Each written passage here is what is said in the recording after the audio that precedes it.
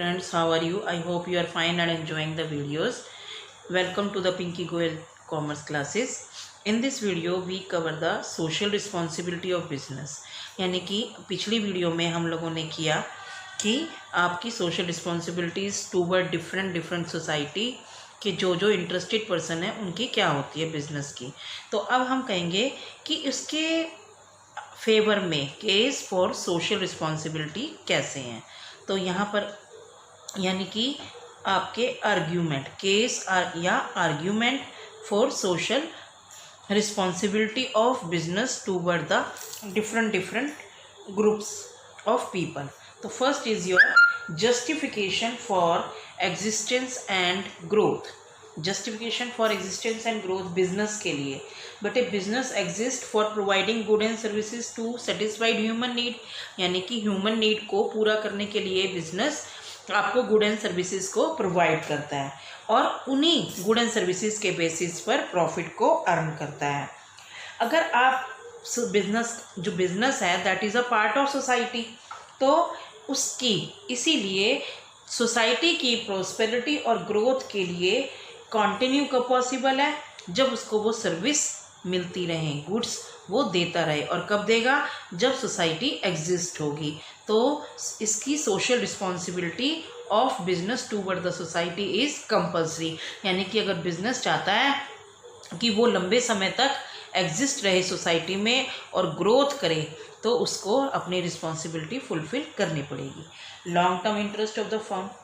Long term firm में long term interest क्या होता है कि अगर किसी फर्म को प्रॉफिट हो रहा है, ठीक है, तो वो लॉन्ग टर्म सर्वाइव करती है और सर्वाइव करने के लिए उसको लॉन्ग टर्म प्रॉफिट चाहिए।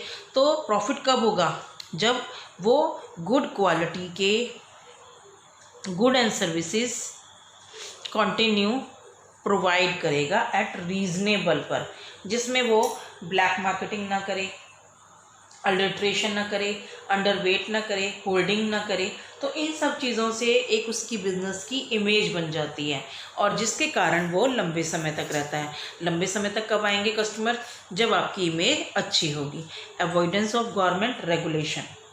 सबसे पहली बात बेटे, गवर्नमेंट रेगुलेशन यानी कि डिस्चार्जिंग सोशल रिस्पॉन्सिबिलिटी। अगर आप अपनी पूरी ईमानदारी से बिजनेस करते हैं और समाज के प्रति अपनी जिम्मेवारी को सही निभाते हैं, तो वो बिजनेस उसमें इंटरफेयर करेगी नहीं। To avoid the problem of regulation. अभी आप लोग देखते हैं कि वहाँ पर रेड पड़ गई।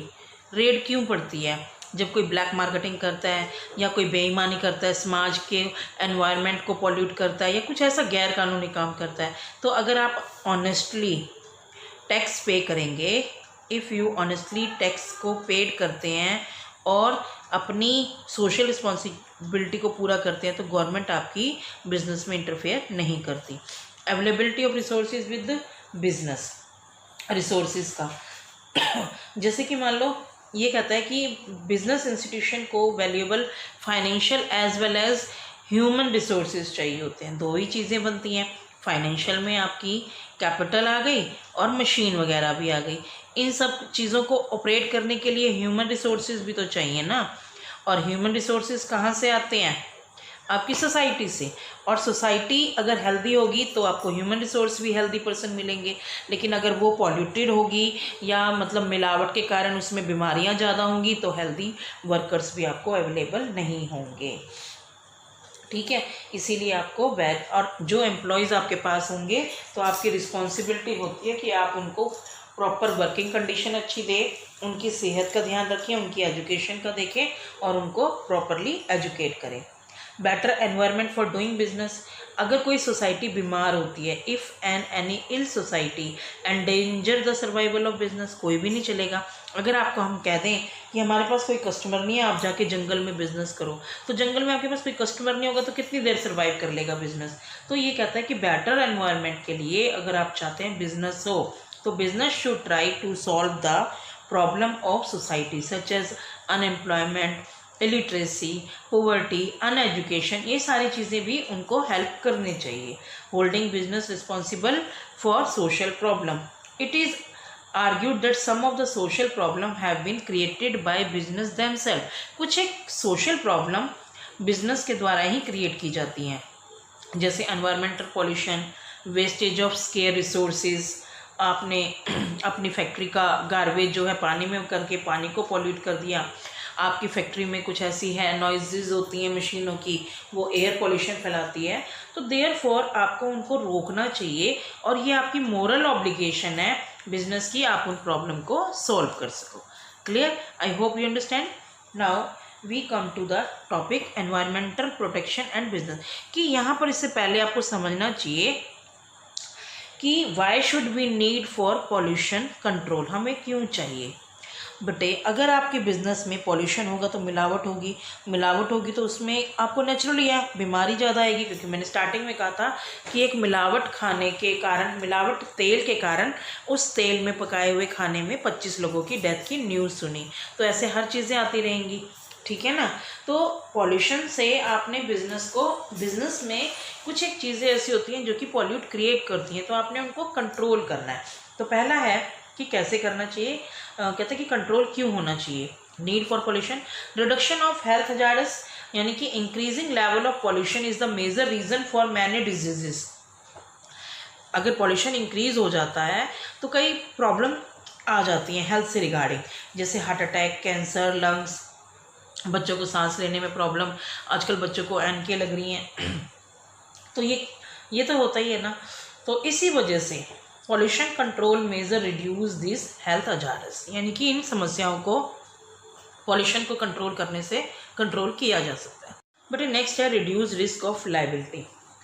ए business firm can be held liable to pay compensation to the people, जो कि टॉक्सिक गैसेस से, केमिकल से और अदर वेस्टेज से जो कि रिलीज होते हैं एनवायरनमेंट में ड्यू टू बिजनेस। तो business can reduce such risk of liability by installing the pollution control devices. अभी जैसे हमारे जो राइस मिलें होती हैं उनके ऊपर से ऐसा पॉल्यूशन निकल रहा, धुआं निकलता था, जो कि पूरी की पूरी पॉल्यूशन पूरे उस समय वहाँ के एनवायरनमेंट को काला कर देता था। तो गवर्नमेंट ने उनको कहा कि आपको एक डिवाइस लगाना है जिससे कि ये पॉल्यूशन रिड्यूस हो जाएगा, तो ये आपको लगाना चाहिए। डिवाइसेस को इंस्टॉल नहीं करते तो पॉल्यूशन आसपास के लोगों को बीमार कर देता, बीमार करने के बाद वो सोसाइटी हेल्दी नहीं रहती। थर्ड है बेटे कॉस्ट सेविंग। अगर आप इफ़ेक्टिव पॉल्यूशन कंट्रोल प्रोग्राम, जो कि आपकी save cost of operating business, बिल्कुल सही है बेटे कि अगर आप पॉल्यूशन कंट्रोल प्रोग्राम को लगा लेते हैं, पॉल्यूशन कंट्रोल प्रोग्राम मीन्स कि ऐसे डिवाइसेस कंट्रोल करना, अपने एम्प्लॉयज़ को ट्रेन करना, तो वो आपकी कॉस्ट ऑफ ऑपरेटिंग, जो उसको काम करने की कीमत आती है वो कम आती है। क्यों? अगर आप अपना कोई बिज़नेस का ऑपरेट करते हैं, मान लो उसको फिर बाद में वेस्टेज को डिस्पोज करना या आप पानी में उसको बहा देते हैं तो वाटर पॉल्यूट हो जाएगा, तो फिर उसको क्लीन करने के लिए आपको और भी तो कॉस्ट लगानी पड़ेगी ना। यानी कि अगर आप पहले ही पॉल्यूशन कंट्रोल डिवाइसेस लगा लेते हैं या ऐसी टेक्निक करते हैं, ऐसी टेक्निक लगाते हैं जिससे कि आपका वेस्टेज जो होता है वो ऑटोमेटिकली सेव हो जाता है या ऑटोमेटिकली कंट्रोल रहता है, पॉल्यूशन नहीं होता, तो वो आपके ऑपरेटिंग कॉस्ट को भी रिड्यूस करता है। वो आपको लॉन्ग टर्म में जाके पता लगता है, क्योंकि मैंने अभी कहा कि अगर आप लोग गार्बेज को नहीं वेस्ट करते या ऐसा कुछ है कि जो गार्बेज पॉल्यूशन बढ़ाता है, अगर आप फैक्ट्री में रखते हैं तो फैक्ट्री में वर्कर्स को प्रॉब्लम होती है या उनकी हेल्थ को खतरा हो सकता है। अगर आप पानी में डिस्पोज करते हैं तो पानी पॉल्यूट होगा, वहाँ पर आपको भी खतरा है, आसपास के लोगों को भी खतरा है। तो इसीलिए अगर आप पहले ही उसमें पॉल्यूशन कंट्रोल डिवाइसेस लगाएंगे तो आपकी कॉस्ट सेविंग हो जाएगी। अगर आपके पास पॉल्यूशन कंट्रोल डिवाइसेस हैं और आप जो गवर्नमेंट आपको जो भी डिवाइसेस के लिए बोलती है आप इंस्टॉल करा लेते हैं, तो आपकी पब्लिक इमेज भी बहुत अच्छी बनती है क्योंकि एक एंटरप्राइज जो पॉल्यूशन कंट्रोल को अडॉप्ट करती है तो गुड रेपुटेशन सोशल रिस्पॉन्सिबिलिटी में के कारण उसकी एंटरप्राइजेस में बन जाती है और उसको अदर बेनिफिट्स भी मिलते हैं, like clear visibility, clean building, better quality of life, और उसको बहुत सारा रिगार्ड भी मिलता है। क्लियर? अब ये था कि अगर वो ना करे तो इस तरह की प्रॉब्लम हमारे पास अराइज होंगी। तो अब business, what is the role of business in environment protection, तो यानी कि जो आपका बिजनेस है वो इसको एनवायरनमेंट को प्रोटेक्ट करने में कैसे मदद करता है। अगर टॉप मैनेजमेंट कमिटमेंट कर ले कि create, maintain and develop work culture for environment protection and pollution, यानी कि वो अपनी वर्क कल्चर में ही, वर्किंग टेक्निक में ही एनवायरमेंटल प्रोटेक्शन और पोल्यूशन प्रिवेंशन को अडॉप्ट कर ले।